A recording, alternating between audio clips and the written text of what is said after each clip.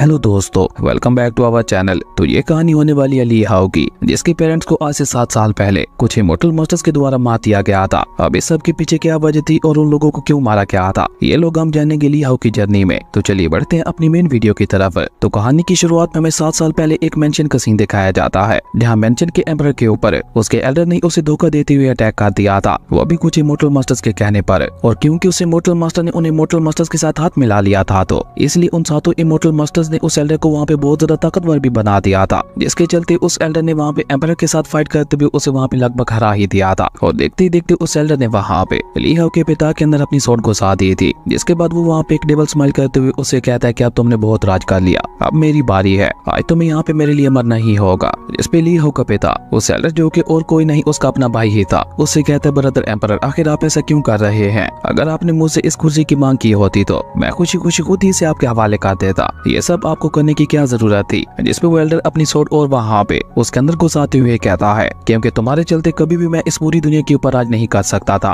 और ये कहते कहते ही वो एल्डर वहाँ पे ली हाओ के पिता को लेकर उसकी ड्रैगन चेयर के पास आ गया था, जिसे देखकर वो एल्डर वहाँ पे एक डेविल स्माइल करते हुए अपने भाई से कहता है कि अब इस ड्रैगन चेयर के सक्सेसर के चेंज होने का समय आ गया है। और ये कहकर उस एल्डर ने वहाँ पे एक बहुत ज्यादा खतरनाक अटैक के साथ अपने ही भाई की जान ले ली थी। और ये सब उस ड्रैगन चेयर के पीछे छुपे हुए ली हाओ और उसकी बहन ली यून ने भी देख लिया था। और ली यून तो वहाँ पे अपने पिता के खून को देखकर ऑलमोस्ट वहाँ पे रोने लगे थी, लेकिन बेचारी ली हाओ ने वहाँ पे बहुत ही बहादुरी के साथ अपने साथ साथ अपनी बहन को भी वहाँ पे संभाल लिया था। वहीं ली हाओ का पिता मरते मरते अपने बेटे से बोलते हुए बहुत ही मुश्किल से कहता है जल्दी से भाग जाओ यहाँ से। लेकिन इससे आगे ली हाओ का पिता वहाँ पे और कुछ कह पाता उससे पहले उस एल्डर ने वहाँ पे एक बार फिर से ली हाओ के पिता के ऊपर अटैक कर दिया था, जिसके चलते अब ली हाओ के पिता ने वहाँ पे अपना आखिरी दम भी तोड़ दिया था। जो देखकर ली हाओ को वहाँ पे उस एल्डर के ऊपर गुस्सा तो काफी ज्यादा आता है, लेकिन क्योंकि अभी वो वहाँ पे सब के बारे में कुछ भी नहीं कर सकता था, इसलिए वो जल्दी से अपनी बहन को लेकर अपने पिता की बात मानते हुए वहाँ से भाग जाता है। वहीं वो एल्डर, जिसका नाम ली टियानजू था, वो एम्परर की जान लेने के बाद वहाँ पे बिल्कुल एक डेविल की तरह जोर जोर से हंसने लगा था, क्योंकि आज उसका यहाँ पे बरसों पुराना सपना जो पूरा हो गया था। इसलिए वो वहाँ पे जोर जोर से हंसते हुए कहता है कि अब इस दुनिया के ऊपर मेरा राज होगा। ली टियानजू की ये बात सुनकर हम देखते हैं कि उसके साथी भी वहाँ पे उसके सामने झुकते हुए उसे कांग्रेट्स कहने लगे थे, जो देखकर ली टियानजू वहाँ पे और भी ज्यादा जोर जोर से हंसने लगा था। लेकिन तभी अचानक ही वहाँ पे उसके एक साथी के ऊपर अटैक होता है, और ये अटैक इतना ज्यादा खतरनाक था कि उसके चलते उसके साथी की वहीं पे मौत हो गई थी। जो देखकर तो बेचारा ली टियानजू भी वहाँ पे बहुत ज्यादा डर चुका था, लेकिन वो किसी तरह से हिम्मत जुटाकर धीरे धीरे पीछे मुड़कर देखता है। और जब वो अपने पीछे मुड़कर देखता है तो उसके सामने वही सातों इमोर्टल मास्टर्स खड़े हुए थे, जिन्हें देखते ही ली टियानजू जल्दी से भागकर उनके सामने आके झुक गया था और डरते हुए वहाँ पे उनसे कहने लगा था, इमोर्टल लॉर्ड, जैसा कि आपने बोला था, मैंने अपने भाई के साथ साथ बाकी सभी को भी खत्म कर दिया। जिसपे वो इमोर्टल लॉर्ड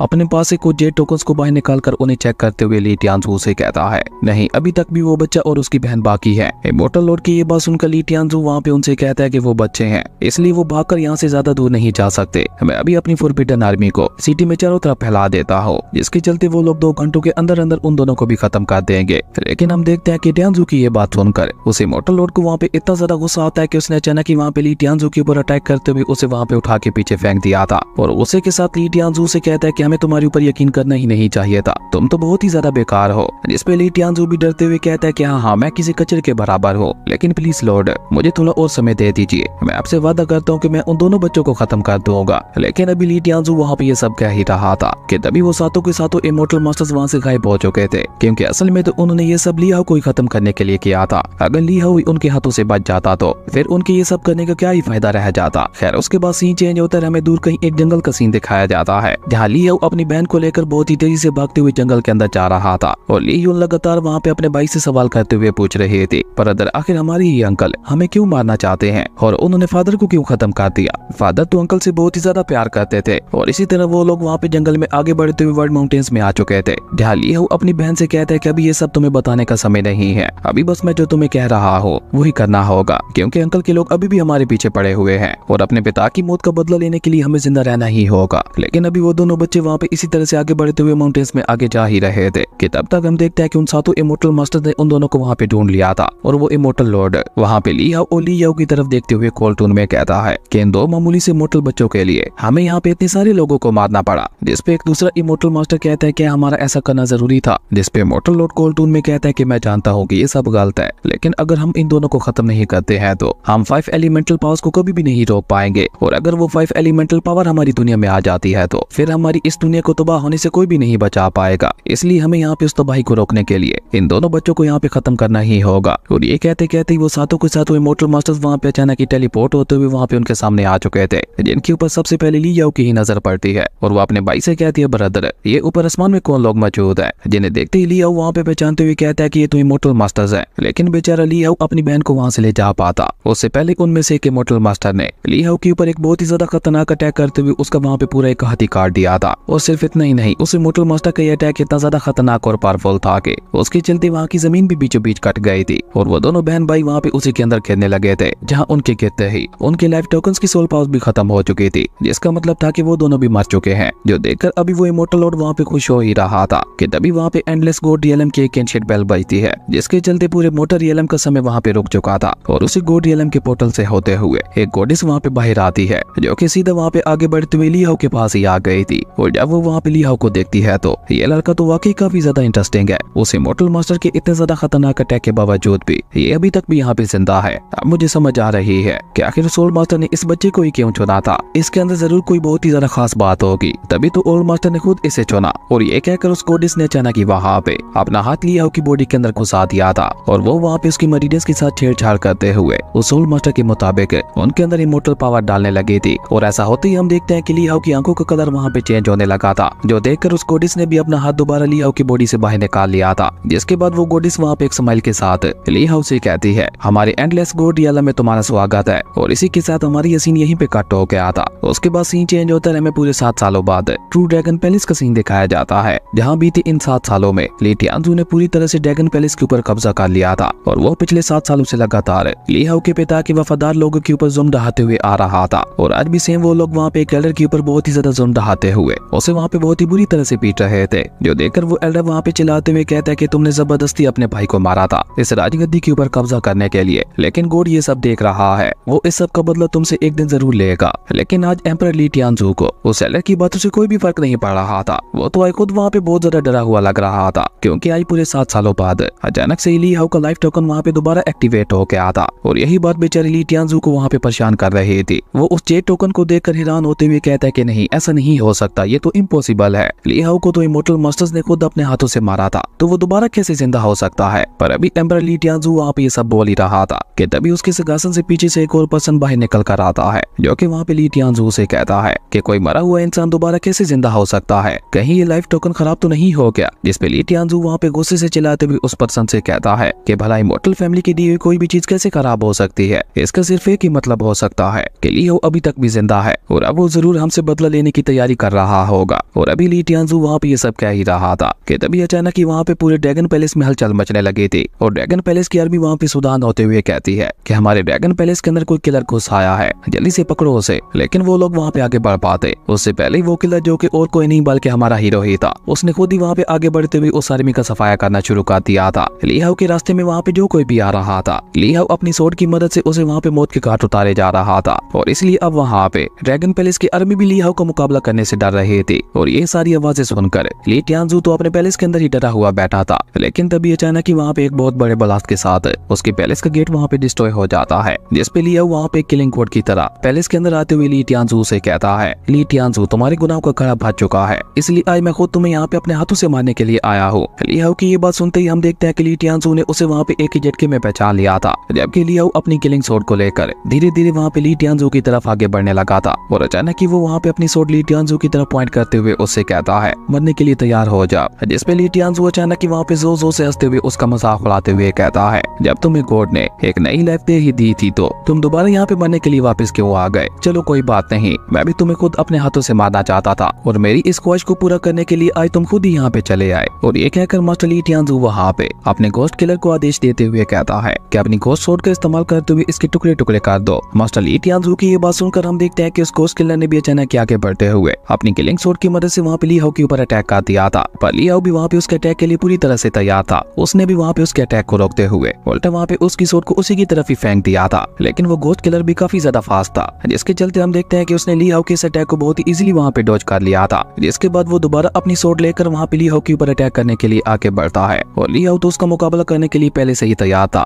जिसके चलते हम देखते हैं कि उन दोनों के बीच में एक बहुत ही खतरनाक लेवल की सोर्ड फाइट शुरू हो चुकी थी। और वो घोस्ट किलर अचानक ही वहाँ पे अपनी अटैकिंग स्पीड को बढ़ाते हुए ली याओ को वहाँ पे पीछे धकेलने लगा था। लेकिन ली याओ ने भी पीछे वहाँ पे एक पिलर का सहारा सहारा लेकर उस घोस्ट किलर के अटैक को रोकते हुए उल्टा उसे वहाँ पे पीछे की तरफ पुश कर दिया था और उसके बाद बहुत ही तेजी से आगे बढ़ते हुए वहाँ पे उस घोस्ट किलर के ऊपर हमले करने लगा था। जो देखकर तो बेचारे वहाँ पे बैठे हुए मास्टर ली टियांजू को तो अपनी आंखों पे यकीन ही नहीं हो रहा था। वो हैरान होते हुए कहता है कि मैंने ये कभी नहीं सोचा था कि इन 7 सालों के अंदर अंदर ली हाउ इतना ज्यादा ताकतवर हो चुका होगा कि वो यहाँ पे मेरे घोस्ट किलर को भी बराबरी की टक्कर दे पाएगा। जबकि वहीं दूसरी तरफ हम देखते हैं कि ली हाउ ने वहाँ पे उस घोस्ट किलर के ऊपर अटैक करते हुए उसे वहाँ पे उठा के पीछे फेंक दिया था। जो देखकर घोस्ट किलर वहाँ पे थोड़ा गुस्से से ली हाउ से कहता है कि मुझे लगता है कि अब मुझे यहाँ पे तुम्हें अपनी ट्रू पावर दिखानी ही होगी। और ये कहकर घोस्ट किलर वहाँ पे अपनी किलिंग सोर्ड की इवल ऑरा को एक्टिवेट करने लगा था और उसी इवल किलिंग ऑरा का इस्तेमाल करते हुए उसने अचानक आगे बढ़ते हुए ली हाउ के ऊपर इतनी तेजी से अटैक किया था कि ली हाउ को वहाँ पे कुछ समझने का मौका ही नहीं मिला था और उसी के साथ साथ उसके फेस के ऊपर एक कट भी आ गया था और बेचारा ली हाउ वहाँ पे कुछ समझ पाता। उससे पहले हम देखते हैं कि घोस्ट किलर ने वहाँ पे बहुत ही तेजी से मूव करते हुए चारों तरफ से ली हाउ के ऊपर हमले करते हुए उसे वहाँ पे बहुत ही बुरी तरह से घायल कर दिया था। जो देखकर तो मास्टर ली टियांजू की खुशी का वहाँ पे कोई ठिकाना ही नहीं था। वो अपनी जगह पे खड़ा होकर ली हाउ का मजाक उड़ाते हुए उससे कहता है तुम भी अपने पिता की तरह बेवकूफ ही निकले। तुम्हें क्या लगा था कि इन मामूली सी ट्रिक्स का इस्तेमाल करते हुए तुम मुझे यहाँ पे खत्म कर दोगे। और ये कहकर ली टियांजू वहाँ पे ली हाउ को और भी ज्यादा भड़काते हुए कहता है कि तुम्हारा पिता बहुत ही ज्यादा बेवकूफ था क्योंकि मैं उसे अपने मन ही मन में अपना सबसे बड़ा दुश्मन समझता था,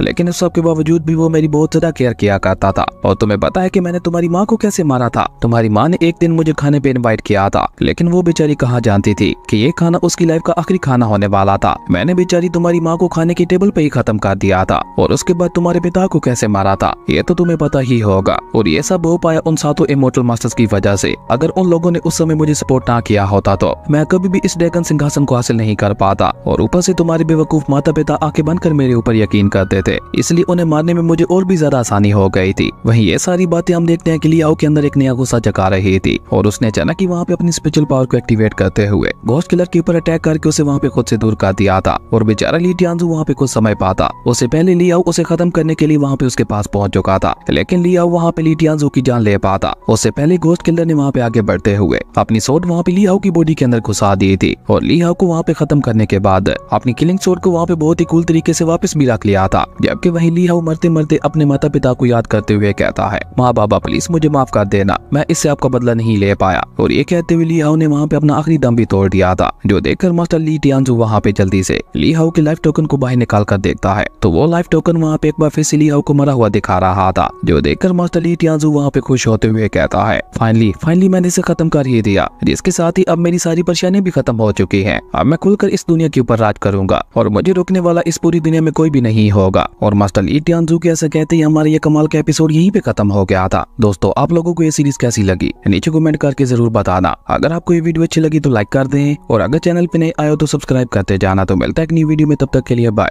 हेलो दोस्तों, welcome back to our channel. तो इस एपिसोड की शुरुआत भी बिल्कुल उसी सीन से होती है जहां घोस्ट किलर ने ली हाउ के ऊपर अटैक करते हुए उसका खेल वहीं पे खत्म कर दिया था। जो देखकर ली टियांजू की खुशी का तो वहाँ पे कोई ठिकाना ही नहीं था, लेकिन फिर भी वो वहाँ पे कंफर्म करने के लिए एक बार फिर से उसी जे टोकन को देखता है जिससे अब ली हाउ का नाम हट चुका था, जिसका मतलब था कि ली हाउ वाकई वहाँ पे मारा जा चुका है। जो देखकर आज उसे पहली बार घोस्ट किलर को अपने साथ मिलाने के लिए खुशी हो रही थी। इवन अब तो उसने वहाँ पे अपने मन ही मन में अपनी बेटी की शादी भी घोस्ट किलर के साथ करवाने का डिसाइड कर लिया था, क्योंकि वो चाहता था कि घोस्ट किलर उसकी हमेशा इसी तरह से रक्षा करता रहे। लेकिन इसी बीच हम देखते हैं कि घोस्ट किलर वहाँ पे बहुत ही तेजी के साथ ली टियांजू के हाथों से उस चेट टोकन को छीन लेता है और खुद उसे वहाँ पे बहुत ही गौर से चेक करने लगा था। जो देखकर ली टियांजू वहाँ पे स्माइल करते हुए घोस्ट किलर से कहता है काश तुम आज से मुझे 7 साल पहले ही मिल गए होते तो मुझे अपने भाई को खत्म करने के लिए उन 7 इमोर्टल्स की मदद नहीं लेनी पड़ती जिनके आगे अभी तक भी मुझे झुक के रहना पड़ता है। ली टियांजू की ये बात सुनकर घोस्ट किलर वहाँ पे उसे कहता है कि आप मुझे उन 7 इमोर्टल्स के नाम बता दें,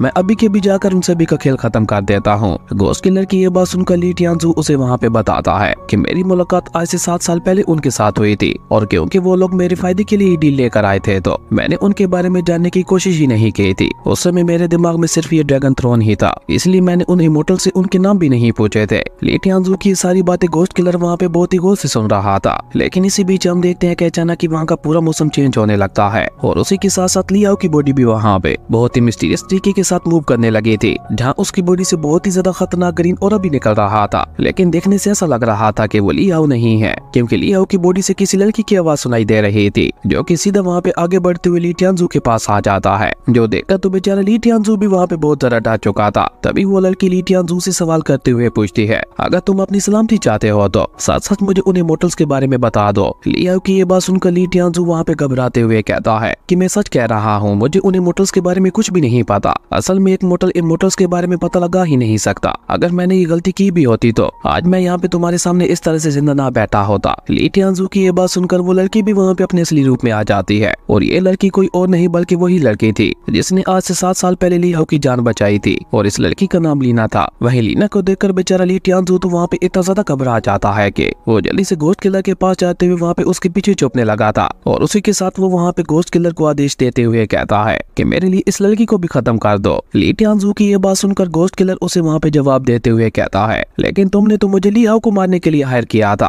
अगर तुम यहाँ पे मेरे हाथों से इस लड़की को भी मरवाना चाहते हो तो उसके लिए तुम्हें मुझे एक्स्ट्रा पैसे देने होंगे। गोश्त किलर की ये बात सुनकर ली टियानजू को भी वहाँ पे एक झटका लगता है, क्योंकि गोश्त किलर का एटीट्यूड अचानक से ही वहाँ पे काफी ज्यादा चेंज हो गया था, जो कि बेचारे ली टियानजू को परेशान करने के लिए काफी था। लेकिन फिर भी ली टियानजू वहाँ पे थोड़ी हिम्मत जुटाकर गोश्त किलर से सवाल करते हुए पूछता है कि आखिर तुम चाहते क्या हो, जिसपे गोश्त किलर अपना मास्क उतार कर ली टियानजू के कान के करीब आते हुए उससे कहता है कि मैं तुम्हारा ये ड्रैगन थ्रोन चाहता हूँ। जो सुनकर बेचारे ली टियानजू को वहाँ पे एक बहुत बड़ा झटका लगता है, और जब वो पीछे पलटकर गोश्त किलर की तरफ देखता है तो गोश्त किलर कोई और नहीं बल्कि हमारा हीरो लियाओ ही था। जो देखकर तो बेचारी ली टियानजू को वहाँ पे अपनी लाइफ का अब तक का सबसे बड़ा झटका लगता है, लेकिन वो वहाँ पे कुछ समय पाता। उससे पहले लियाओ ने वहाँ पे उसके ऊपर अटैक करते हुए उसका खेल वहीं पे खत्म कर दिया था, और उसी के साथ वो उसे वहाँ पे अपने मेंशन के बाहर फेंकते हुए अपने लोगों से कहता है कि आज इस ड्रैगन थ्रोन के ऊपर दोबारा से हमारा राज होगा। अगर तुम में से किसी को दिक्कत है तो भी सामने आ जाओ, मैं अभी के अभी तुम्हारी परेशानी खत्म कर देता हूँ। लेकिन वो सभी लोग तो पहले से ही ली टियानजू से बहुत ज्यादा परेशान थे, इसलिए कोई भी लियाओ के खिलाफ नहीं जाता,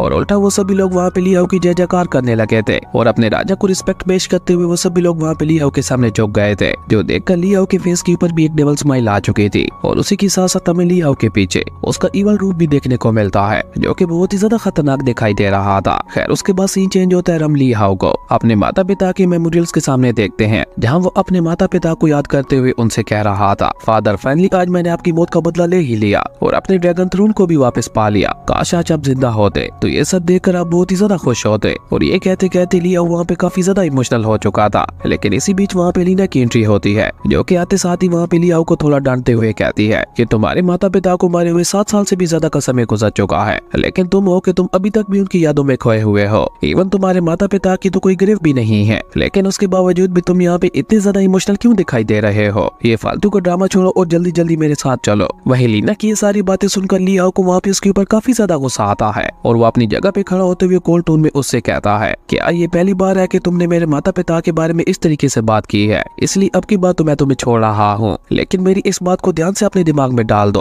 अगर तुमने अगली बार गलती से भी मेरे माता पिता के बारे में कुछ भी बोला तो वो तुम्हारी लाइफ का आखिरी दिन होगा, और असल में तो गलती मेरी ही है। मैं किसे समझाने की कोशिश कर रहा हूँ, एक इमोशनलेस मोस्टर को। तुम क्या जानो कि एक बेटे के लिए उसके माता पिता क्या होते हैं? लियाओ की ये बात सुनकर लीना वहाँ पे उससे कहती है कि हम इमोशनलेस ही ठीक है, और अपनी ये फालतू की बातें छोड़ो और अपने मिशन के ऊपर ध्यान दो, जिसके लिए अब तक तुम्हें जिंदा रखा गया है। क्या तुम भूल गए हो कि एंडलेस गोड रियलम के अंदर तुम्हें कौन सा मिशन दिया गया था? हमने तुम्हारे मकसद को पूरा करने के लिए तुम्हारी बहुत ज्यादा मदद की, पर अब तुम्हारी बारी है हमारे मिशन को पूरा करने की। लीना की ये बात सुनकर लियाओ वहाँ पे अपने पास से एक टोकन को बाहर निकालते हुए उससे कहता है कि अभी तक मेरा मकसद पूरा नहीं हुआ। असल तो मेरे माता पिता की मौत के पीछे उन 7 इमोर्टल्स का हाथ था, और जब तक मैं उन 7 इमोर्टल्स को खत्म नहीं कर देता तब तक मैं चैन से नहीं बैठने वाला। लियाओ की ये बात सुनकर लीना वहाँ पे चिढ़ते हुए उससे कहती है ये तुम क्या कह रहे हो? अब क्या हमें उन इमोर्टल्स की मरने तक का और वेट करना होगा? पहले से ही मैं तुम्हें किंग ऑफ हेल का टाइटल दिलाने के लिए अपना 1 साल गवा चुकी हूँ, और अब तुम चाहते हो कि उन 7 इमोर्टल्स को खत्म करने के लिए मैं अपना और ज्यादा टाइम जाया करूँ। और शायद तुम एक और बात भूल रहे हो कि एंडलेस गोड रियलम के अंदर अभी तक भी तुम्हारी बहन आधी मरी हुई हालत में पड़ी हुई है। इसलिए मेरे ख्याल से तो तुम्हें मास्टर को गुस्सा नहीं दिलाना चाहिए, क्योंकि अगर उन्हें एक बार गुस्सा आ गया तो तुम जानते हो ना कि वो तुम दोनों बहन भाइयों को खत्म कर देंगे। तुम्हें ये नई जिंदगी मास्टर नहीं दी थी जिसे वो जब चाहे तुमसे छीन सकते हैं। लीना की ये बात सुनकर लियाओ वहाँ पे कोल्ड टोन में उससे कहता है कि हाँ ये बात मैं मानता हूँ कि मेरी ये जिंदगी तुम लोगों ने ही मुझे दी है, और मास्टर जब चाहे मुझसे ये जिंदगी छीन सकते हैं, लेकिन तुम लोग मुझसे बस मेरी जिंदगी ही छीन सकते हो, लेकिन मुझे रोक नहीं सकते, क्योंकि मैं तो तब तक नहीं रुकने वाला जब तक मैं उन 7 इमोर्टल्स को मौत के घाट तक नहीं उतार देता, इसलिए अपने एंडलेस गो डीएलएम के लोगों को समझा दो, उनके लिए बेहतर यही रहेगा कि वो लोग गलती से भी मेरे रास्ते में ना आए। और ये कहते हुए लियाओ वहाँ पे अपने ड्रैगन पैलेस से बाहर जाने लगा था, जो देखकर लीना वहाँ पे उससे सवाल करते हुए पूछती है कि तुम कहाँ जा रहे हो, जिस पे लियाओ कोल्टून के साथ उसे वहाँ पे जवाब देते हुए बताता है कि अपने दुश्मनों को खत्म करने। और ये कहते हुए लियाओ वहाँ पे अपने ड्रैगन मेंशन से बाहर आ जाता है। वहीं अपने एम्परर को बाहर आते हुए देखकर उसके सभी एल्डर्स और सैनिक वहाँ पे उसके सामने झुकते हुए उसे रिस्पेक्ट पेश करने लगे थे। वहीं लियाओ वहाँ पे अनाउंस करते हुए कहता है कि मैं एक इमोर्टल कल्टीवेटर बनना चाहता हूँ, इसलिए मैं इस ड्रैगन थ्रोन के ऊपर नहीं बैठ सकता। अब लियाओ की अनाउंसमेंट सुनकर वहाँ पे खड़े हुए सभी लोगों को एक बहुत ही बड़ा झटका लगता है और सभी लोग तो समझने लगे थे कि शायद ये लियाओ पागल हो गया है, जो ये खुद सामने से ड्रैगन थ्रोन को ठुकरा रहा है। लेकिन क्योंकि लियाओ के फैसले के खिलाफ कोई भी नहीं बोल सकता था, इसलिए सभी लोग चुप रहने में ही अपनी सलामती समझते हैं। खैर उसके बाद सीन चेंज होता है, हमें अगले दिन का सीन दिखाया जाता है जहाँ लियाओ ने ड्रैगन थ्रोन के अगले उत्तराधिकारी के लिए एक टूर्नामेंट ऑर्गेनाइज करवाया हुआ था, जिसमें पार्टिसिपेट करने के लिए पूरे ड्रैगन किंगडम के सभी पावरफुल मास्टर्स आए हुए थे।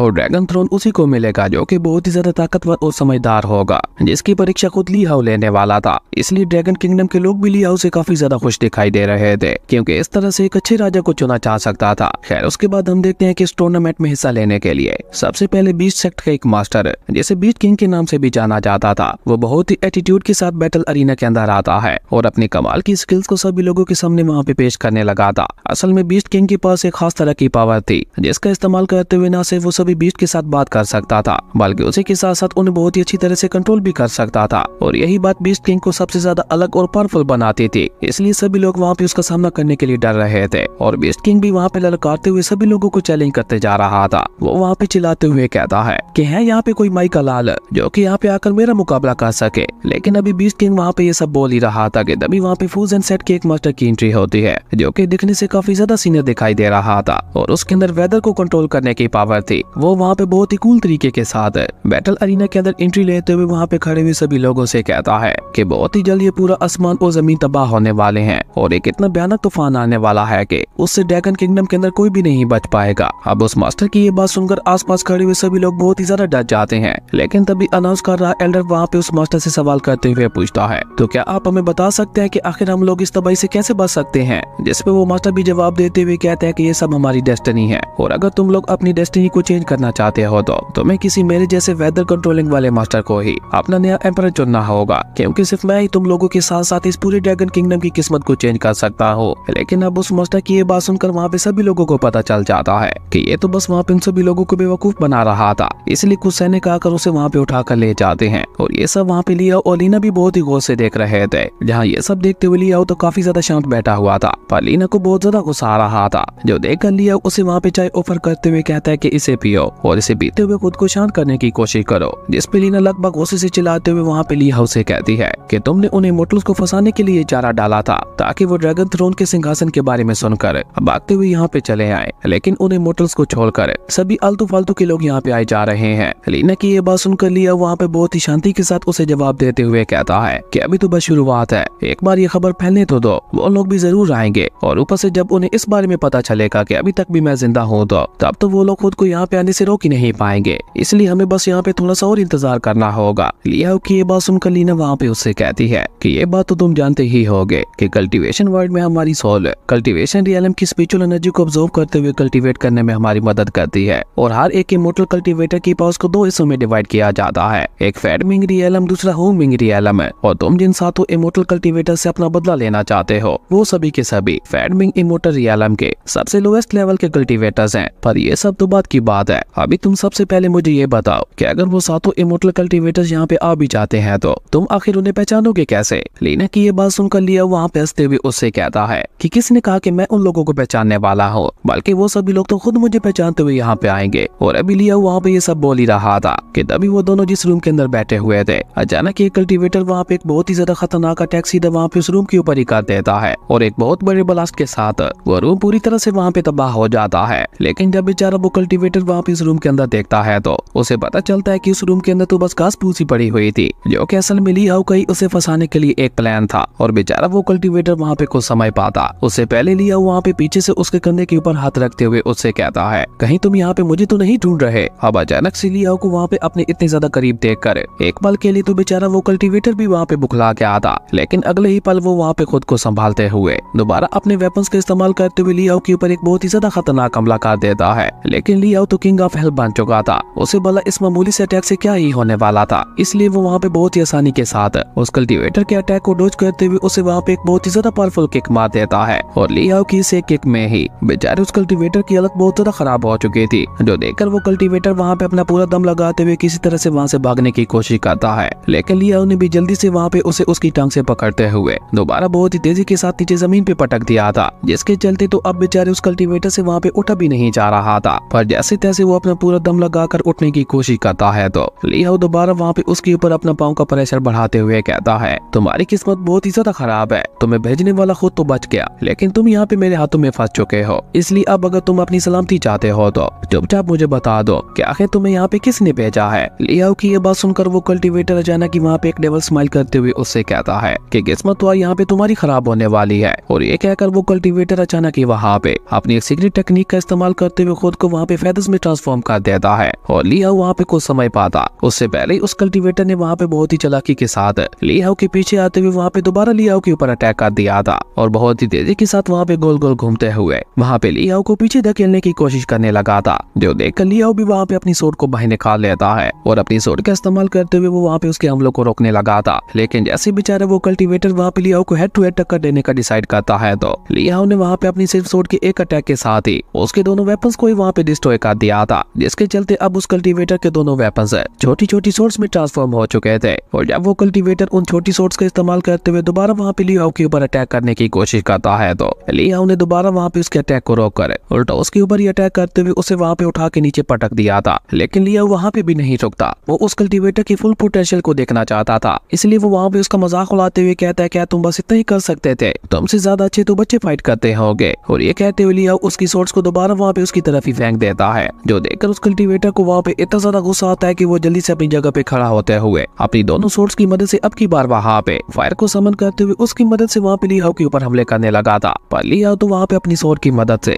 उसके हमलों को वहाँ पे ऐसे काटे जा रहा था कि जैसे उसके लिए सब बस बच्चों का खेल है। वहीं उस कल्टीवेटर की फायर टेक्निक को देखकर लीना, जो कि वहाँ पे पीछे एक घर की छत के ऊपर बैठी हुई थी, वो उस कल्टीवेटर की तारीफ करते हुए कहती है कि भले इस कल्टीवेटर का कल्टीवेशन लेवल बहुत ही ज्यादा लो है, पर इसकी ये फायर कंट्रोलिंग की एबिलिटी तो वाकई बहुत ज्यादा खास है। इसकी इस फायर कंट्रोलिंग एबिलिटी के लिए मैं इसे 100 में से पूरे 0.5 मार्क्स दूंगी। वहीं बैटल अरीना के अंदर ली हाउ भी उस कल्टीवेटर का मजाक उड़ाते हुए कहता है कि मुझे तो लगा था कि तुम्हारे साथ फाइट करते हुए मुझे थोड़ा बहुत मजा आएगा, पर तुम्हारे अंदर तो ऐसी कोई भी खास बात नहीं है, ऐसे ही मैंने यहाँ पे तुम्हारे साथ अपना इतना ज्यादा टाइम जाया कर दिया। और ये कहते हुए ली हाउ अचानक ही वहाँ पे एक बहुत ही ज्यादा पावरफुल फॉर्मेशन को क्रिएट करते हुए उस कल्टीवेटर के ऊपर एक बहुत ही ज्यादा खतरनाक अटैक कर देता है। और जैसे ली हाउ की स्पिरिचुअल एनर्जी जाकर वहाँ पे उस कल्टीवेटर के साथ टकराती है तो वो वहाँ से उड़ता हुआ काफी पीछे जा गिरा था, जिसके साथ ही हम देखते हैं कि वहाँ पे एक बहुत बड़ा ब्लास्ट भी हो गया था। और जब उस ब्लास्ट से पहले स्मोक खत्म होती है तो हम देखते हैं कि वो कल्टीवेटर तो ली हाउ के कदमों में पड़ा हुआ था। और ली हाउ वहाँ पे उसके सर को पकड़ते हुए कहता है कि अब अगर तुम अपनी सलामती चाहते हो तो चुपचाप मुझे उस पर्सन के बारे में बता दो जिसने मुझे मारने के लिए तुम्हें यहाँ पे भेजा था। ली हाउ की ये बात सुनकर वो कल्टीवेटर वहाँ पे उससे कहता है कि उससे अच्छा तो मैं यहाँ पे मरना पसंद करूंगा। और ये कहते हुए उस कल्टीवेटर ने अचानक से ही वहाँ पे अपना सेक्रीफाइस देते हुए अपनी बॉडी को एक्सप्लोड कर दिया था, जिसके चलते उसके पॉइजनस फेदर्स वहाँ पे सीधा ली हाउ के साथ ही जाके टकराते हैं। और इस खतरनाक अटैक के बाद हम देखते हैं कि खुद ली हाउ भी वहाँ पे बहुत ही बुरी तरह से इंजर्ड हो गया था, जो देखकर लीना वहाँ पे जल्दी से ली हाउ के पास आते हुए उसकी पल्स को चेक करती है, जिससे लीना को पता चलता है कि ली हाउ तुम्हारा जा चुका है। जो देखकर लीना वहाँ पे उसके ऊपर गुस्सा करते हुए कहती है कि आखिर तुम इतने बेकार कैसे हो सकते हो, तुम्हें यहाँ पे एक मामूली से कल्टीवेटर ने खत्म कर दिया, 2 सालों में ये तीसरी बार है कि तुम इस तरह से मर रहे हो। मुझे लगता है मास्टर से कहकर मुझे तुम्हारी इस बेकार सी बॉडी को चेंज करवाना होगा। उसके बाद सीन चेंज होते रहे में ड्रैगन मेंशन का सीन दिखाया जाता है, जहाँ पे ली हाउ की बॉडी उसके माता पिता के मेमोरियल्स के सामने पड़ी हुई थी। और इसी बीच वहाँ पे एक ज़ेंग जू नाम के मास्टर की एंट्री होती है, जो कि आते साथ ही वहाँ पे ली हाउ का मजाक उड़ाते हुए कहता है कि मुझे तो लगा था कि तुम दोबारा जिंदा होने के बाद बहुत ही ज्यादा ताकतवर बन चुके होगे, पर अफसोस तुम्हें तो मेरे भेजे हुए एक मामूली से कल्टीवेटर ने ही खत्म कर दिया। और ये कहकर जैसे ही मास्टर ज़ेंग जू वहाँ पे ली हाउ की बॉडी को चेक करता है तो उसे वहाँ पे ली हाउ की बॉडी के अंदर कोई भी सोल ट्रेसेस दिखाई नहीं दे रहे थे। जो देखकर वो वहाँ पे थोड़ा चौंकते हुए कहता है कि आखिर ये किस तरह की अजीब सी बॉडी है। इसे देखते हुए तो ऐसा लग रहा है कि जैसे ये सालों से मरी हुई पड़ी है। अगर सच में ऐसा है तो फिर ये लड़का दोबारा जिंदा कैसे हुआ था, या फिर ये दोबारा जिंदा ही नहीं हुआ था। और ये कहते कहते बेचारा मास्टर ज़ेंगज़ू वहाँ पे इतना ज्यादा कंफ्यूज हो जाता है कि उसे वहाँ पे कुछ समझ ही नहीं आ रहा था। इसलिए जैसे वो लियाओ की बॉडी को चेक करने के लिए उसके ऊपर रखे हुए कपड़े को हटाता है तो उसके नीचे वहाँ पे लीना लेटी हुई थी, जो कि मास्टर ज़ेंगज़ू को चिढ़ाते हुए कहती है तो बेवकूफ बनकर कैसा लग रहा है। इसी बीच लियाओ भी अपनी सोड को लेकर वहाँ पे उसके पीछे आ जाता है और पीछे आते हुए वो वहाँ पे मास्टर ज़ेंगज़ू से कहता है, कहीं तुम यहाँ पे मुझे तो नहीं ढूंढ रहे थे। लियाओ की ये बात सुनकर मास्टर ज़ेंगज़ू ने अचानक ही वहाँ पे अपनी सोड को बाहर निकालते हुए लियाओ के ऊपर अटैक कर दिया था, पर लियाओ ने वहाँ पे उसके अटैक को बहुत ही इजीली रोकते हुए उसे वहाँ पे उठाकर अपने मेंशन से बाहर फेंक दिया था। जो देखा तो बेचारे मास्टर ज़ेंगज़ू को वहाँ पे अपनी आंखों पे यकीन ही नहीं हो रहा था कि 7 साल पहले जो बच्चा उनसे डरते हुए भाग रहा था आज वही उसके सामने उसकी मौत बन के खड़ा हुआ है। तो आप लोगों को मैं यहाँ पे बता दूं, असल में लियाओ ने थोड़ी देर पहले जानबूझकर मरने का नाटक किया था ताकि वो उस पर्सन के बारे में पता लगा सके जिसने वहाँ पे लियाओ को मारने के लिए उस कल्टीवेटर को भेजा था। और मास्टर ज़ेंगज़ू ने खुद यहाँ पे आकर उनके प्लान को कामयाब भी बना दिया था, जबकि उसे अभी तक भी वहाँ पे अपनी आंखों पे यकीन नहीं हो रहा था कि ये वही कमजोर सा बच्चा है। इसलिए वो वहाँ पे हैरान होते हुए लियाओ से कहते हैं कि नहीं, तुम वो नहीं हो सकते, तुम तो 7 साल पहले ही मर चुके थे और सिर्फ इन 7 सालों में कोई भी इतना ज्यादा ताकतवर नहीं बन सकता, जरूर तुम कोई और हो। पर अभी बेचारा मास्टर ज़ेंगज़ू वहाँ पे ये सब बोल ही रहा था कि इसी बीच हम देखते हैं कि लीना ने वहाँ पे बहुत ही चालाकी के साथ मास्टर ज़ेंगज़ू का पूरा हेयर स्टाइल ही वहाँ पे चेंज कर दिया था और इस बात का एहसास तक भी बेचारे मास्टर ज़ेंगज़ू को नहीं हुआ था। पर जैसे ही वो पलट कर वहाँ पे लीना को अपने इतने ज्यादा करीब देखता है तो वो जल्दी से घबराते हुए वहाँ पे पीछे की तरफ चला जाता है। उससे वहाँ पे लीना और लियाओ दोनों से बहुत ही ज्यादा डर लग रहा था क्योंकि उसे वहाँ पे उन दोनों के अंदर कोई भी स्पिरिचुअल एनर्जी महसूस नहीं हो रही थी और ऐसा तो सिर्फ मरे हुए लोगों के साथ ही होता है। इसी बीच लीना वहाँ पे लियाओ के पास जाकर उसे डांटते हुए कहती है कि आखिर तुम इस मामूली से कल्टीवेटर के ऊपर अपना इतना ज्यादा टाइम जाया क्यों कर रहे हो, जल्दी से इसे खत्म करते हुए ठिकाने लगा दो। अब लीना की ये बात सुनकर तो बेचारे मास्टर ज़ेंगज़ू की वहाँ पे पूरी तरह से बेइज्जती हो जाती है। हालांकि वो होंग यू सिटी का एम्परर था, लेकिन फिर भी ये लोग यहाँ पे उसका मजाक बनाए जा रहे थे। वही लियाओ भी वहाँ पे लीना के साथ बहस करते हुए कहता है कि तुम मेरे बेटे से दूर ही रहा करो, अगर इसे मैंने सीधा सीधा मारना होता तो मैं इसे कब का मार चुका होता, लेकिन मुझे इससे बाकी 6 लोगों के बारे में भी तो पता लगवाना है। और उन दोनों को वहाँ पे इस तरह से आपस में बहस करते हुए देखकर मास्टर ज़ेंगज़ू को तो वहाँ पे और भी ज्यादा गुस्सा आ रहा था क्योंकि वो दोनों तो उसे वहाँ पे सीरियस ही नहीं ले रहे थे। और वो वहाँ पे गुस्से से अपनी सोड को बाहर निकाल कर वहाँ पे चिल्लाते हुए लियाओ से कहता है कि तुम्हें क्या लगता है कि तुम यहाँ पे इतनी आसानी से मुझसे मेरे बाकी साथियों के बारे में उगलवा लोगे। और ये कहने के साथ साथ मास्टर ज़ेंगज़ू ने वहाँ पे अपनी पूरी पास को भी रिलीज करना शुरू कर दिया था, जो देखकर लियाओ उससे कहता है कि मुझे लगता है तुम ऐसे नहीं मानने वाले, अब मजबूरन मुझे किंग ऑफ हेल का ही रास्ता अपनाना होगा। और ये कहकर लियाओ अचानक से ही वहाँ पे अपनी सोड को बाहर निकाल कर आगे बढ़ते हुए बहुत ही तेजी के साथ वहाँ पे मास्टर ज़ेंगज़ू के ऊपर अपनी सोड से हमले करने लगा था। लेकिन वो वहाँ पे उसके ऊपर कोई भी जानलेवा हमला नहीं कर रहा था, बल्कि वो तो बस उसे वहाँ पे टॉर्चर करते हुए उसके मजे ले रहा था, जिसके चलते मास्टर ज़ेंगज़ू की बॉडी से वहाँ पे लगातार बहुत ज्यादा खून बह रहा था। जो देखकर लियाओ वहाँ पे कोल्ड रूम में उससे कहता है तो तुमने क्या बोला था कि तुम्हें अपनी मौत से डर नहीं लगता, लेकिन मैंने ये कब बोला था कि मैं तुम्हें जान से मारने वाला हूँ, मुझे तो लोगों को तड़पाने में मजा आता है और मैं तो तुम्हारी जिंदगी कोई ऐसे बना देने वाला हूँ कि तुम खुद मेरे पैरों में गिरते हुए मौत की भीख मांगोगे। लेकिन अभी लियाओ वहाँ पे ये सब बोल ही रहा था कि तभी मास्टर ज़ेंगज़ू ने वहाँ पे बहुत ही चालाकी के साथ अपनी दूसरी फ्लाइंग सोड को बाहर निकालते हुए उसे सीधा वहाँ पे लियाओ की बॉडी के अंदर घुसा दिया था, जिसके साथ ही लियाओ दोबारा वहाँ पे अपनी मौत का नाटक करने लगा था। जो देखकर लीना वहाँ पे बुरा समूह बनाते हुए कहती है कि आखिर ये लड़का कितनी बार अपनी ही मौत का नाटक करने वाला है। लेकिन बेचारा मास्टर ज़ेंगज़ू वहाँ पे दोबारा उसकी चाल में फंसते हुए उससे कहता है, बच्चे ये सोड मुझे उन इमोर्टल्स ने दी थी, वो भी मेरी एक आंख के बदले में, और आज तक मैंने इस सोड की मदद से न जाने कितने ही लोगों को मारा है, तो तुम तो भला इसके सामने फिर क्या ही चीज हो। और अगर तुम्हें एक और नई लाइफ मिल ही गई थी तो तुम्हें यहाँ से दूर चले जाना चाहिए था, पर तुम तो इतने ज्यादा बेवकूफ हो कि तुम दोबारा अपनी मौत के मुंह में चले आए। मास्टर ज़ेंगज़ू की ये बात सुनकर लियाओ दोबारा वहाँ पे अपनी जगह पे खड़ा होकर एक लंबी सी अंगड़ाई लेते हुए मास्टर ज़ेंगज़ू से कहता है कि क्या तो तुम बिल्कुल ठीक रहे हो। और ये कहकर लियाओ ने वहाँ पे अपनी स्पिरिचुअल एनर्जी को रिलीज करते हुए मास्टर ज़ेंगज़ू को उठाकर वहाँ से काफी पीछे फेंक दिया था। लेकिन मास्टर ज़ेंगज़ू के साथ साथ उसकी सोड भी वहाँ पे उड़ते हुए उसके पीछे जाने लगी थी, जिसका निशाना वहाँ पे उसकी दूसरी आंख थी। पर लियाओ ने वहाँ पे बहुत ही तेजी के साथ आगे बढ़ते हुए जाकर बिल्कुल एंड समय पे उस सोड को वहाँ पे पकड़ लिया था। पर इसमें ही बेचारे मास्टर ज़ेंगज़ू की हालत इतनी ज्यादा खराब हो चुकी थी कि वो अपनी जगह से मूव भी नहीं कर पा रहा था। और लियाओ ने वहाँ पे अपनी सिर्फ 2 फिंगर्स के साथ ही उस फ्लाइंग सोड को डिस्ट्रॉय कर दिया था, जो देखकर बेचारा मास्टर ज़ेंगज़ू वहाँ पे इतना ज्यादा घबरा जाता है कि वो जल्दी से अपना मुंह खोलते हुए वहाँ पे लियाओ से कहता है कि रुको रुको, मैं तुम्हें सब कुछ बताता हूँ। तो आज से कुछ साल पहले कुछ 6 इमोर्टल्स मुझसे मिलने के लिए मेरे मैंशन के अंदर आए थे, और वो लोग मुझे गाइड के तौर पर अपने साथ मिलाना चाहते थे क्योंकि उन लोगों को तुम्हारे पिता के बारे में जानना था। और उस समय उन लोगों ने ही मेरी मेरी आंख को फोड़ते हुए मुझे फ्लाइंग सूट रिवार्ड के तौर पर दिए थे और उसी के साथ साथ अपनी ही तरह का एक मास्क भी मुझे दिया था, जिसके बाद मेरे मना करने के बावजूद भी मुझे अपने गाइड के तौर पर अपने साथ ले आए थे। इसके अलावा मुझे उन इमोर्टल्स के बारे में कुछ भी नहीं पता और ना ही कभी उन लोगों ने मुझे कभी कुछ बताया था। और अब क्योंकि मैं उनके किसी भी काम का नहीं था तो इसलिए उन लोगों ने मुझे अपने ग्रुप से भी बाहर निकाल दिया। और ये कहकर मास्टर ज़ेंगज़ू वहाँ पे ली हाउ के पैरों में गिरते हुए उससे कहता है कि प्लीज अब मुझे माफ कर दो। और हाँ, मैं तुम्हें भी यही सजेस्ट करूंगा कि तुम उन इमोर्टल्स के रास्ते में ना ही आओ तो बेहतर रहेगा, क्योंकि मैंने उन इमोर्टल्स की पावर को देखा है। वो सभी की सभी बहुत ही ज्यादा खतरनाक और ताकतवर है। हालांकि ली हाउ को तो लग रहा था कि ये सब बस झूठ बोल रहा है, इसलिए वो दोबारा वहाँ पे अपनी स्वॉर्ड को बाहर निकाल लेता है ताकि वो मास्टर ज़ेंगज़ू को और ज्यादा टॉर्चर कर सके। लेकिन इसी बीच लीना वहाँ पे आकर जल्दी से मास्टर ज़ेंगज़ू को फ्रीज करते हुए वहाँ पे ली हाउ से कहती है कि इस कल्टीवेटर ने अब तक तुम्हें जो कुछ भी बताया है वो सब सच था। अब लीना की ये बात सुनकर ली हाउ को वहाँ पे काफी ज्यादा गुस्सा आता है, लेकिन अभी क्योंकि वो इस बारे में कुछ भी नहीं कर सकता था इसलिए वो चुपचाप वहाँ से निकल जाता है। और उसने मास्टर ज़ेंगज़ू को वहाँ पे लीना के ऊपर ही छोड़ दिया था,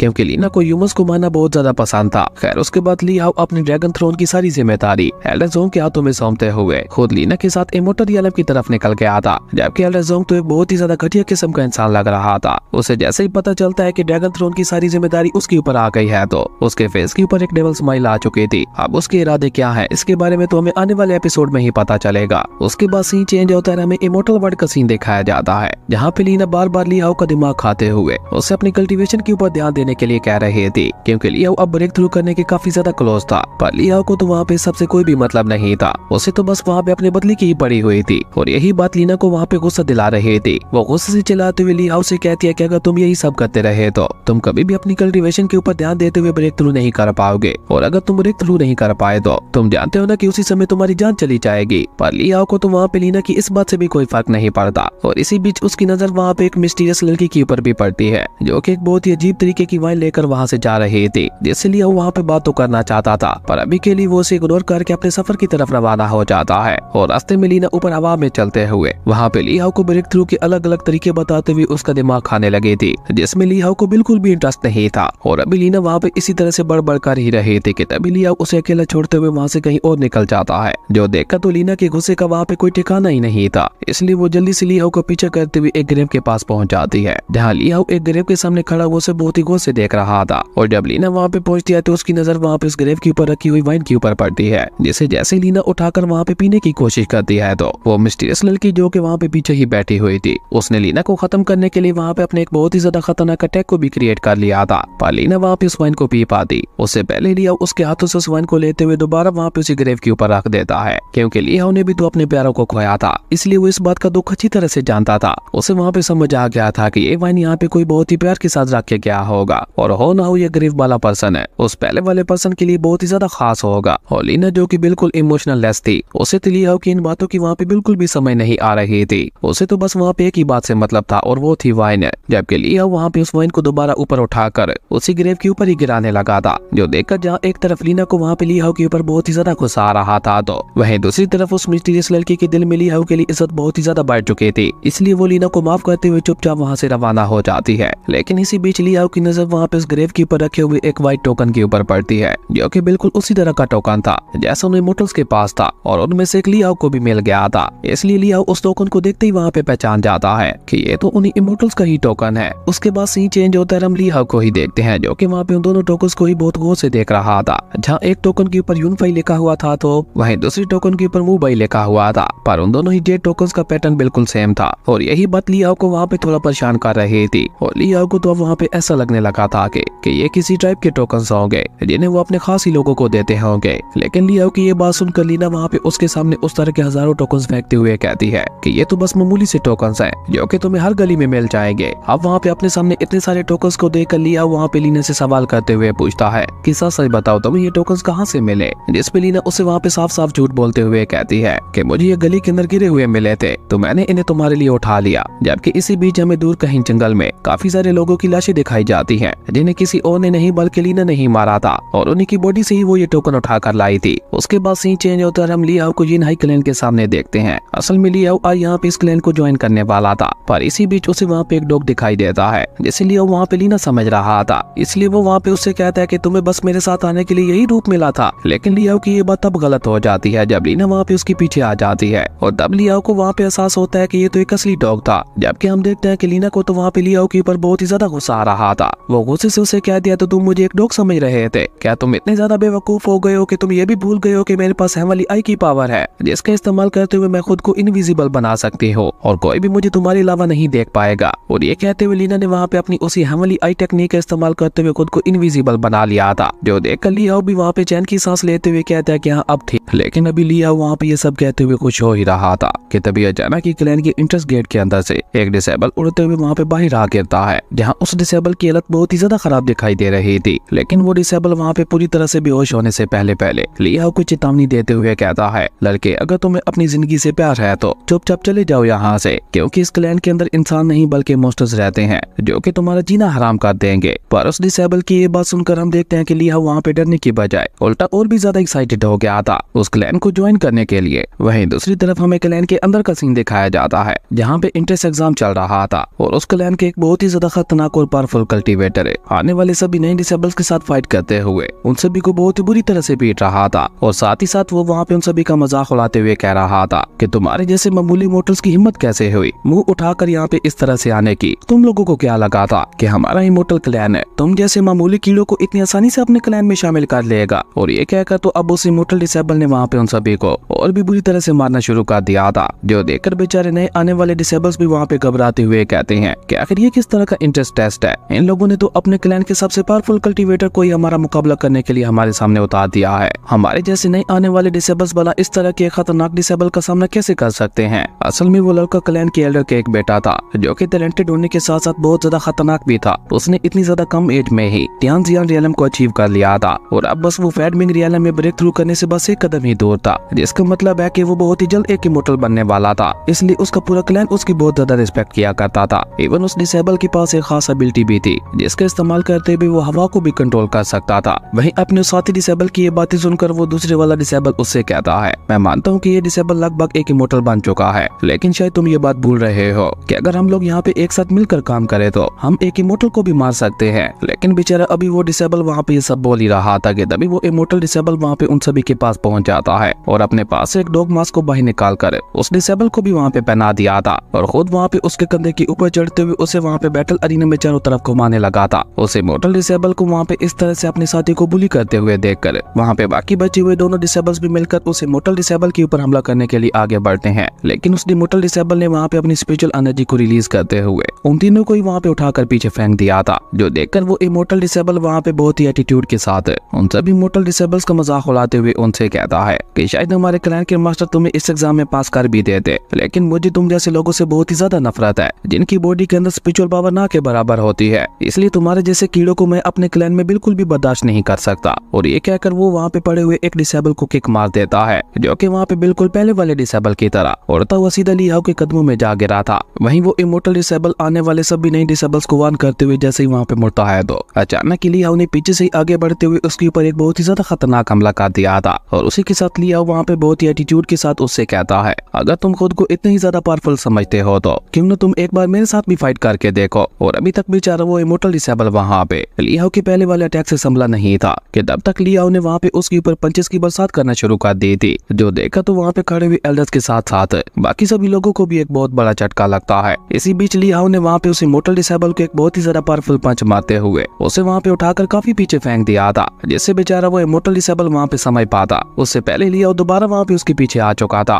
और एक बार फिर से पहले की तरह उसके फेस के ऊपर पंचेस की बरसात करने लगा था। लियाओ के इस खतरनाक अटैक के बाद जैसे वो डिसेबल उड़ते हुए पीछे की तरफ गिरने लगता है तो उससे पहले एक एल्डर ने वहाँ पे अपनी पावर्स का इस्तेमाल करते हुए उस इमोर्टल डिसेबल को वहाँ पे संभाल लिया था, जो देखकर लियाओ वहाँ पे समझ जाता है कि इस डिसेबल की इस क्लैन के अंदर कितनी ज्यादा हाई पोजीशन है। और तभी वो इमोर्टल डिसेबल वहाँ पे अपनी जगह पे खड़े होते हुए लियाओ से कहता है, तुम्हारी हिम्मत कैसे हुई इस तरह से पीठ पीछे मेरे ऊपर अटैक करने की? जिसपे लियाओ वहाँ पे उसकी बात को पूरी तरह से इग्नोर करते हुए कहता है कि अब क्योंकि मैंने तुम्हें फाइट में हरा दिया है तो आज से मैं भी तुम्हारी तरह यूनाई क्लैन का ही एक हिस्सा हूँ। हालांकि लियाओ की ये बात सुनकर उस इमोर्टल डिसेबल को वहाँ पे गुस्सा तो काफी ज्यादा आता है, लेकिन वो वहाँ पे लियाओ से कुछ कह पाता उससे पहले वो एल्डर वहाँ पे एक डेविल स्माइल के साथ लियाओ से कहता है कि तुम बिल्कुल ठीक कह रहे हो कि तुमने वाकई हमारे इस डिसेबल को हराकर ये साबित कर दिया है कि तुम हमारे यूनाई क्लैन को ज्वाइन करने के काबिल हो। लेकिन अगर तुम वाकई हमारे क्लैन को ज्वाइन करना चाहते हो तो उसके लिए तुम्हें यहाँ पे एक और टेस्ट देना होगा। और जब लियाओ वहाँ पे उससे सेकंड टेस्ट के बारे में पूछता है तो वो एल्डर वहाँ पे लियाओ को जवाब देते हुए बताता है कि तुम्हें यहाँ पे अपनी इनर स्पिरिचुअल स्पिरिचुअल पावर का इस्तेमाल करते हुए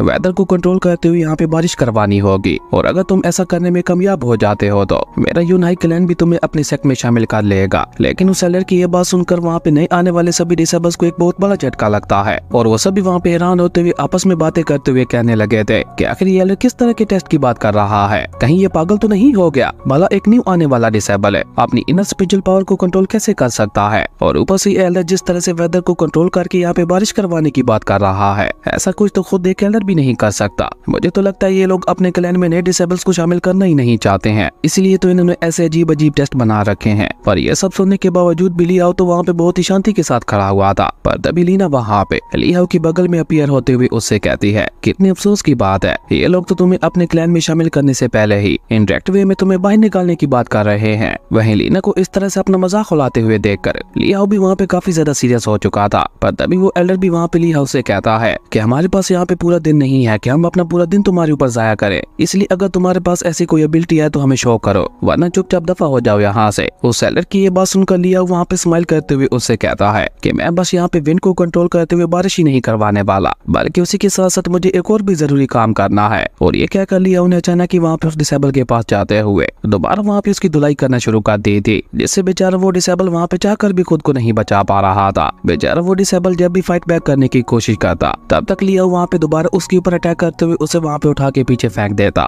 ये देखकर बेचारा वो डिसेबल वहाँ पे घबराते हुए लिया उसे कहता है कि तुम कोई मोटल नहीं हो सकते, बल्कि तुम एक इमोर्टल डिसेबल हो। जिसपे लिया वहाँ पे अपने हाथों को मसलते हुए उससे कहता है कि मेरे ख्याल से तुम्हें इस सब के बारे में फिक्र करने की कोई भी जरूरत नहीं है, और फिलहाल तो तुम मार खाने के ऊपर ध्यान दो। लिया की ये बात सुनकर वो डिसेबल भी वहाँ पे गुस्से से अपनी सोट को बाहर निकाल लेता है, जिसका इस्तेमाल करते हुए वो वहाँ पे बहुत ही तेजी के साथ लिया के ऊपर अटैक करने के लिए आगे बढ़ता है। पर लिया वहाँ पे बहुत ही स्पीड के साथ उसके अटैक को डॉज कर देता है, जो देखकर तो उस डिसेबल को वहाँ पे और भी ज्यादा गुस्सा आ गया था, और अब वो वहाँ पे और भी ज्यादा स्पीड के साथ अपनी सोट का इस्तेमाल करते हुए लिया के ऊपर हमले करने लगा था। पर लिया तो वहाँ पे बहुत ही तेजी के साथ मूव करते हुए उसके हर एक हमले को डॉज किए जा रहा था, और इसी बीच लिया मौके का फायदा उठाकर उसका हाथ पकड़ते हुए उसे सीधा वहाँ पे ऊपर हवा में फेंक देता है, और उसके बाद वो वहाँ पे बहुत ही तेजी के साथ उसकी धुलाई करने लगा था। और इसी बीच लिया वहाँ पे एक बहुत ही ज्यादा पावरफुल पंच को क्रिएट करते हुए उस डिसेबल के ऊपर अटैक करते हुए उसे वहाँ पे उठा के बहुत ही तेजी के साथ नीचे जमीन पे पटक देता है। और लिया के उस खतरनाक पंच के बाद तो बेचारा वो डिसेबल वहाँ पे अपनी जगह पे खड़ा भी नहीं हो पा रहा था। वहीं अपने उस डिसेबल की ऐसी हालत देखकर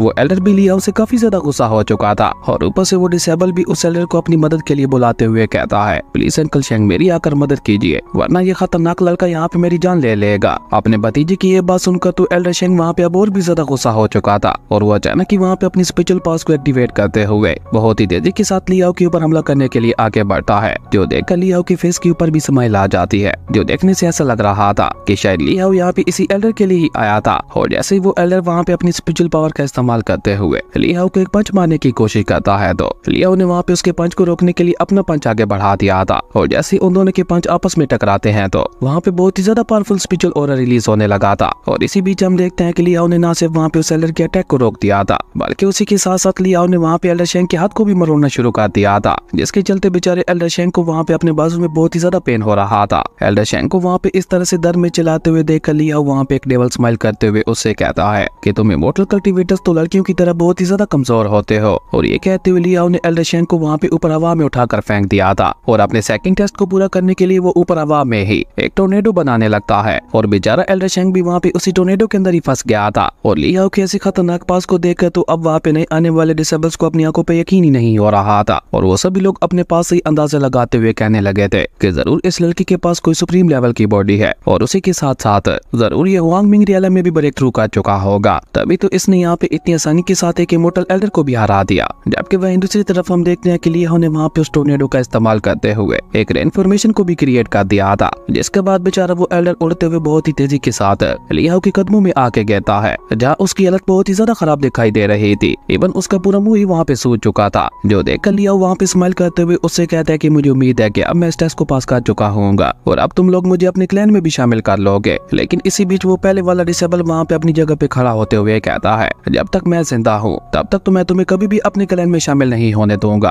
और ये कहते हुए उस डिसेबल ने गुस्से से वहाँ पे अपनी पास को भी रिलीज करना शुरू कर दिया था, और उसी के साथ वो वहाँ पे लियाओ को धमकी देते हुए कहता है कि मैं जीनी द ब्लेजिंग गोल्डन सन यहाँ पे तुम्हें जिंदा नहीं छोड़ने वाला। पर अभी बेचारा जीनी वहाँ पे ये सब बोल ही रहा था कि उसे पहले लियाओ ने अचानक ही वहाँ पे उसके पीछे पहुंचते हुए उसकी नेक के ऊपर अटैक करते हुए उसे वहाँ पे बेहोश कर दिया था। जो देखकर लीना भी वहाँ पे अपीयर होते हुए कहती है, अच्छा वो तुमने खुद इसे बेहोश कर दिया, वरना मैं खुद ही इसका गेम बचाने वाली थी, क्योंकि मैं भी इसकी ये टाटा सुनकर थक चुकी थी। जबकि वहीं दूसरी तरफ एल्डर शेंग वहाँ पे अपने भतीजे की ऐसी हालत देखकर लियाओ को धमकी देते हुए कहता है कि अब तो भूल ही जाओ कि मेरा क्लैन तुम्हें अपने सेक्ट में शामिल करेगा। मैं अभी जाकर पवेलियन मास्टर को इस बारे में बताता हूँ, उसके बाद वो खुद ही तुमसे निपट लेंगे। लेकिन अभी एल्डर शेंग वहाँ पे ये सब बोल ही रहा था कि तभी जिनियो को दोबारा वहाँ पे होश आ जाता है, जो कि अपने अंकल के ऊपर ही गुस्सा करते हुए उससे कहता है कि अपनी बकवास बंद करो। जब मैंने तुम्हें अपनी मदद करने के लिए बोला था तब तो तुमने मेरी मदद की नहीं थी, और अब यहाँ पे फालतू की बक किए जा रहे हो, और तुम जानते भी हो कि तुम किससे बात कर रहे हो। ये मेरा खोया हुआ भाई है जो कई बरसों बाद मुझे मिला है, और इसके पास को देखकर मुझे ये भी पता चल चुका है कि इसके रूप में मेरे ग्रैंडफादर का री-इनकार्नेशन हुआ है। और क्योंकि मैं बहुत ही ज्यादा घमंडी बन चुका था तो इसलिए आज वो मुझे यहाँ पे सजा देने के लिए आए थे। और ये कहकर जिनियो वहाँ पे लियाओ के पैरों में गिरते हुए उससे अपने बिहेवियर के लिए माफी मांगने लगा था। जिनियो की यूनिटंकी भरी बातें सुनकर लियाओ वहाँ पे उससे कहता है, तुमने फिर से अपनी टाटा शुरू कर दी है, और ये तुम मुझे अपना ग्रैंडफादर बनाने पे क्यों तुले हुए हो। लेकिन लियाओ की ये बात सुनकर जिनियो वहाँ पे अपने फेस के ऊपर थप्पड़ मारते हुए कहता है, ग्रैंडफादर प्लीज मुझे माफ कर दीजिए, हालांकि मेरी गलतियां माफी के काबिल नहीं है, लेकिन आज मैं यहाँ पे मार के आपको अपनी डिसेबल वाली पोजीशन देना चाहता हूँ। अब जिनियो की ये बात सुनकर तो वहाँ पे खड़े हुए सभी लोगों को एक बहुत ही बड़ा झटका लगता है। उन्हें वहाँ पे कुछ समझ ही नहीं आ रहा था कि आखिर अचानक से इसे क्या हो गया, पर अभी वो सभी लोग वहाँ पे सबके बारे में सोच ही रहे थे। किसी बीच हम देखते हैं कि जिनियो वहाँ पे बहुत ही तेजी के साथ